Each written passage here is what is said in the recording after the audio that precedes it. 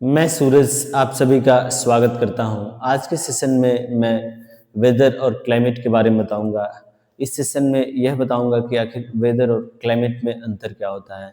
सबसे पहले बात करते हैं क्लाइमेट वेदर की। वेदर की बात की जाए तो सामान्यतः जो भी एटमॉस्फेरिक कंडीशन होती है, अगर उसमें परिवर्तन कुछ घंटों में, कुछ दिनों में हमेशा चेंजेस आते रहते हैं, तो इस प्रकार की कंडीशन को हम लोग वेदर बोलते हैं।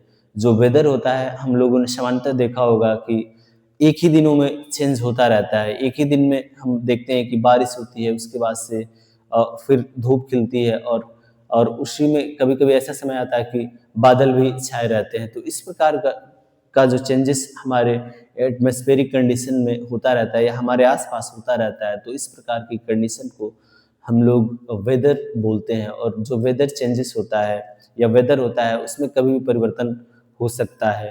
तो इसका जो टर्म है वो कहीं न कहीं शॉर्ट होता है, यानी शॉर्ट टर्म होता है। एक ही दिन में जो रात है, दिन में, इसमें भी टेम्परेचर में परिवर्तन आता रहता है और मौसम चेंजेस होते रहते हैं।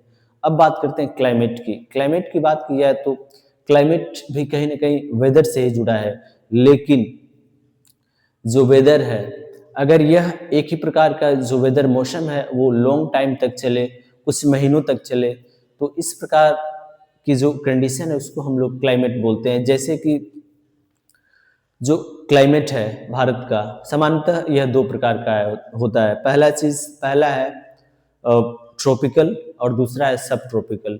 ट्रॉपिकल रीजन की बात की जाए तो जो ट्रॉपिक ऑफ कैंसर जो है, जो भारत के बीचों बीच से जाती है, अगर उसके नीचे वाले भाग को साउदर्न पार्ट है उसका, उसमें वह ट्रॉपिकल रीजन के अंतर्गत आता है। यानी कि उस क्षेत्र में जो सूर्य का प्रकाश है वह सीधा पड़ता है और टेम्परेचर हमेशा हाई रहता है। तो इसलिए उसको हम लोग ट्रॉपिकल रीजन या ट्रॉपिकल, उस क्षेत्र में ट्रॉपिकल टाइप क्लाइमेट होती है। उसके बाद से जिसको हम लोग हिंदी में उष्णकटिबंध बोलते हैं, यानी कि जहाँ बहुत ज़्यादा गर्मी हो। उसके बाद से ट्रॉपिक ऑफ कैंसर के ऊपर वाला जो भारत का भाग है वो सामान्यतः मॉडरेट क्लाइमेट या सब ट्रॉपिकल रीजन में आता है, यानी कि समशीतोष्ण, यानी शीत और उष्ण दोनों का प्रभाव रहता है। और इस क्षेत्र में जो क्लाइमेट है वो मॉडरेट होती है। लेकिन ऐसा माना जाता है कि जो अगर हिमालय नहीं होता तो ये जो क्लाइमेट है कहीं ना कहीं मॉडरेट भी नहीं होता और बहुत ज़्यादा ठंडी पड़ती।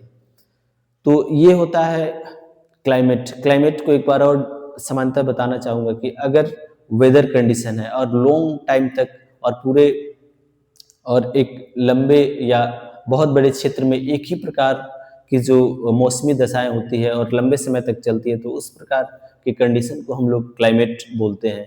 जैसे कि भारत में अगर क्लाइमेट की बात की जाए तो सामान्यतः पूरे साल में जो भी परिवर्तन होता है, हम लोग को पहले से पता रहता है कि दिसंबर जनवरी में विंटर सीजन आने वाला है। उसके बाद से फरवरी मार्च में जो है स्प्रिंग सीजन आने वाला है। उसके बाद से अप्रैल मई जून में जो है वो समर सीजन आने वाला है। तो ये हमें पहले से मालूम होता है।